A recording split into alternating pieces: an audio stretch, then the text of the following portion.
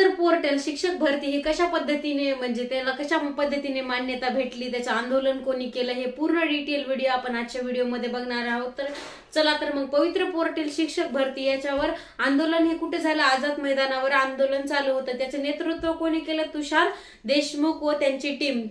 जे काही तुषार देशमुख सर आहेत त्यांनी याचं नेतृत्व केलं, त्यांच्या टीमनं पण त्यांना हे मदत केलेली आहे। आणि ह्या काय 10 मागण्या ज्या होत्या सरकारला, 10 मागण्या होत्या शिक्षक भरती बाबत। तर बघा मग आंदोलनाची मान्यता किती व कोणत्या मिळाल्या हे आपण आजच्या व्हिडिओमध्ये बघणार आहोत। पवित्र पोर्टल चालू होणार कधी, पोर्टल चालू कधी होणार, जाहिरातीबाबतच्या अडचणी काय, याच्यावर पूर्ण हा निर्णय आपण पूर्ण व्हिडिओ बघणार आहे त्या जाहिरातीबाबतचा। तर मुंबई युवा विद्यार्थी आंदोलनाच्या 10 मागण्या कोणत्या कोणत्या होत्या बघणार आहोत। तर याच्या मग युवा नेतृत्व कोणी केलं होतं, हे याचं आंदोलनाचे मुख्य नेतृत्व विद्यार्थी असोसिएशन महाराष्ट्र राज्य यांनी हेच नेतृत्व केलेलं आहे। तर मग याच्यासाठी तिथे कोणकोणते पदाधिकारी आलेले होते, तर दादाजी भुसे म्हणजे शिक्षण मंत्री हे आलेले होते तिथे। दादाजी भुसे यांच्यासोबत ही चर्चा झाली, त्यांच्यासोबत कोण कोण होतं, मग अजून कार्य संपन्न झालेले आहे। युवा विद्यार्थी असोसिएशन महाराष्ट्र राज्य यांनी हे कार्य केलेले आहे, त्याचे नेतृत्व हे तुषार देशमुख व त्यांच्या टीमने केलेले आहे। तसेच मग याच्यासाठी कोण कोण पदाधिकारी तिथे आलेले होते, दादाजी भुसे शिक्षण मंत्री यांच्यासोबतही तिथे चर्चा झाली। त्यांच्या चर्चेमध्ये कोण कोण सोबत होतं, भगवान भुसे, रत्नकार गवारी, प्रियंका जगताप, विकास पाटील हे त्या चर्चेमध्ये होते। त्याच्यानंतर प्रशासनासोबत कोणी चर्चा केली, कोणी कोणी चर्चा केली, शरद माकणे, मनोज काळे, विजय यादव, आकाश जाधव, मोनिका बेदकर आणि पाटील मॅडम हे असे तिथं हे प्रशासनासोबत चर्चा त्यांनी केलेली। अजून बरेचसे हे होते। तर याच्यासाठी हे घडून आणण्यासाठी पवित्र पोर्टलला मान्यता देण्यासाठी की आपल्या जेवढे कोणते टीव्ही चॅनल आहेत तर त्यांनी म्हणजे न्यूज चॅनल आहे तर त्यांनी यासाठी खूप सहकार्य केलेलं आहे की या बातम्या दाखवून म्हणजे आंदोलन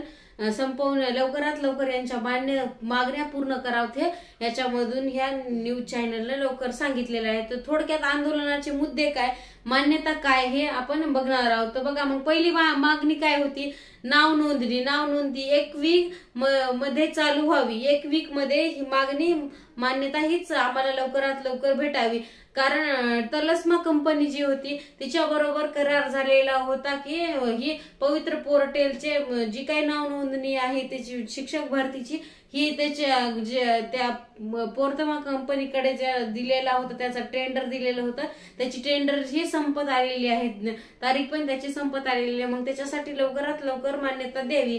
वयोमर्यादा कोणती पकडण्यात यावी, जी काही अगोदर टीएटी एक्झाम झालेल्या होत्या त्याच्यानुसार वयोमर्यादा ही पकडण्यात येऊ नये, वयोमर्यादा ही काळांतराने बदलत घ्यावा याच्यासाठी ही मागणी वयोमर्यादावर होते। आणि तिसरा मुद्दा काय, आरक्षणाची कागदपत्रे, कोणत्या विचाराची कागदपत्रे, आरक्षणाची कोणती कागदपत्रे विचारात घेतली जाणार, आरक्षणामध्ये जी काही कागदपत्रे म्हणजे नवीन याच्यानुसार मध्ये ओपन कॅटेगरीसाठी एससी कॅन्डिडेटसाठी यांच्यासाठी ही जे म्हणजे कॅटेगरीनुसार जे कास्ट सर्टिफिकेट आहे त्याचीच मान्यता ही घेण्यात यावी, इतरही कोणतेही डॉक्युमेंट विचारू नये याच्यासाठी ही मागणी होती। तर बिंदू 1 पद लागू करण्यात म्हणजे काय, बिंदू 1 पद, चौथी मान्यता काय होती, बिंदू 1 पद ही मान्यता करण्यात यावी। तर मग 1 बिंदू 1 पद म्हणजे काय नेमकं, तर 1 बिंदू 1 पद म्हणजे एका जागेसाठी 1 विद्यार्थी हा निवडला जावा।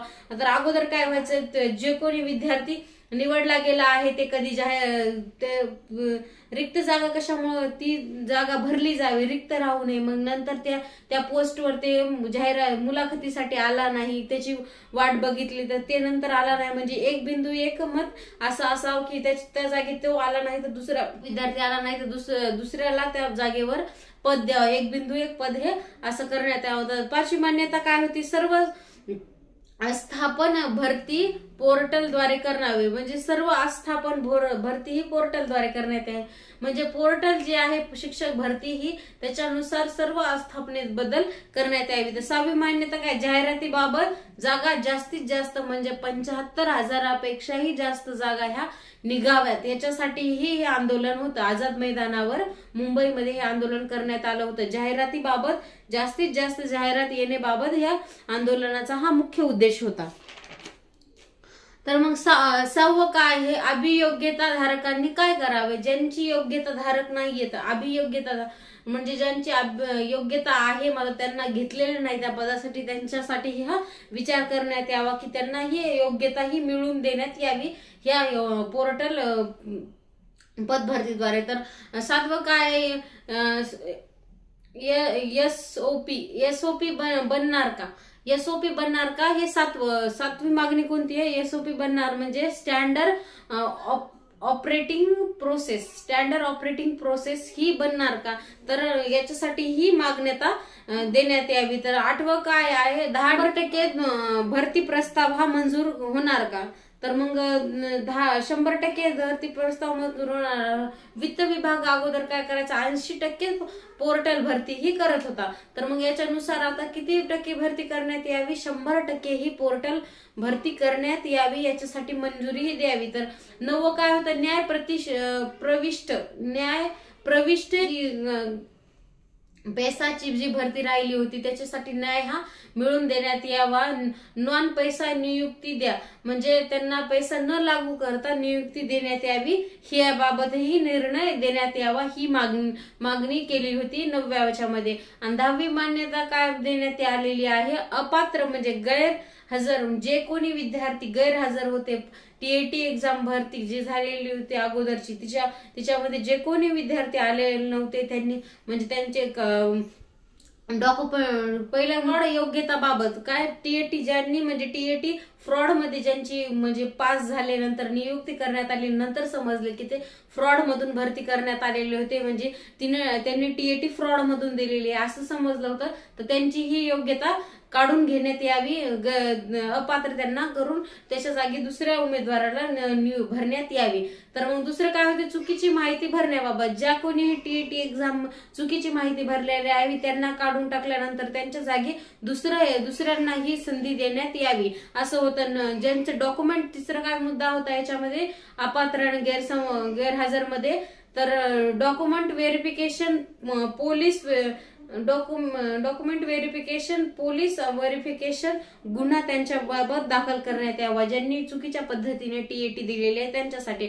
तर अशा ह्या 10 मान्यता पवित्र पोर्टल याच्या बाबत आंदोलनामध्ये मागण्या पूर्ण केल्या आहेत, म्हणून हे आंदोलन अद्यापही थांबलेलं आहे. ही खूप महत्वाची अपडेट आहे पवित्र पोर्टल टीएटी साठी. शिक्षक भरती ही लवकरात लवकर येणार आहे. ज्यांनी कोणी शिक्षक भरतीची तयारी करताय त्यांच्यासाठी ही खूप महत्वाची अशी ही बातमी असणार आहे. असंच भेटूया नवीन एका व्हिडिओमध्ये.